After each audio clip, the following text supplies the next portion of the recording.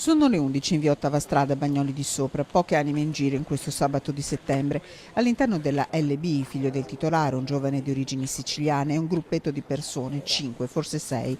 Cosa accada non è ancora chiaro. Di certo scoppia un violento diverbio che finisce in tragedia. Uno dei presenti, forse il figlio del titolare, imbraccia un fucile da caccia e spara 2 colpi. Nello scoperto esterno, a ridosso di questo sollevatore, resta il corpo senza vita di un italiano, ferito mortalmente al torace. Fugge in auto, raggiunto dal colpo d'arma da fuoco allo stomaco un tunisino. 800 metri circa raggiunge questa stazione di servizio lungo la provinciale consilvana. Scende dall'auto e stramazza al suolo. A soccorrerlo una delle cameriere. Ma c'eravate voi quando c'era lei? Sono sconvolte le 4 giovani accorse per fare quadrato sulla collega e amica.